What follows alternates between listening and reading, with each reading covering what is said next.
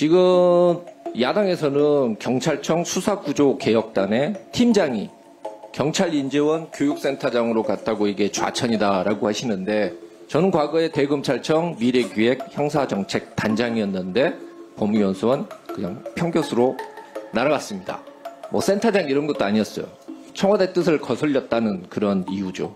저는 그때 뭐 집단 행동 같은 것도 안 했고 TV 토론에 나갔고 국회에 가서 설명 정도 했습니다. 근데 문재인 정부에서는 형사정책단장인 저를 날린 것까지는 좋은데 형사정책단 자체를 없애버렸어요.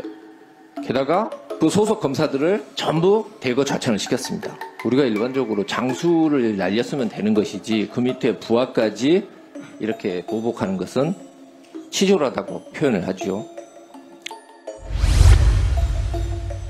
자, 경찰청 차장님. 예.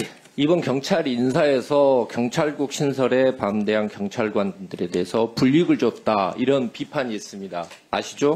예, 알고 있습니다. 그 이번 인사를 두고 야당 측에서는 보복 인사다라고 이렇게 비판을 하고 있습니다.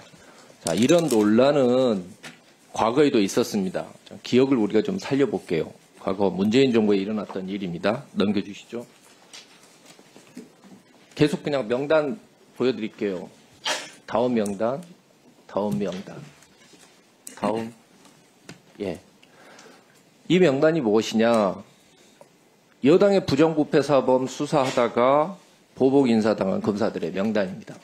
이 중에는 조국 사건 수사하다가 고검으로 날아간 검사들도 있습니다. 다 아시다시피 조국 피고인에 대해서는 1심에서 유죄가 선고가 되었죠. 제가 직접 겪은 일을 한번 말씀을 드릴게요. 지금 야당에서는 경찰청 수사구조개혁단의 팀장이 경찰인재원 교육센터장으로 갔다고 이게 좌천이다라고 하시는데, 저는 과거에 대검찰청 미래기획 형사정책 단장이었는데 법무연수원 그냥 평교수로 날아갔습니다. 뭐 센터장 이런 것도 아니었어요. 청와대 뜻을 거슬렸다는 그런 이유죠. 저는 그때 뭐 집단 행동 같은 것도 안 했고 TV 토론에 나갔고 국회에 가서 설명 정도 했습니다. 이렇게 날아가도 저는 불평 불만 한번 해본 적 없습니다. 근데 문재인 정부에서는 형사정책단장인 저를 날린 것까지는 좋은데 형사정책단 자체를 없애버렸어요. 게다가 그 소속 검사들을 전부 대거 좌천을 시켰습니다.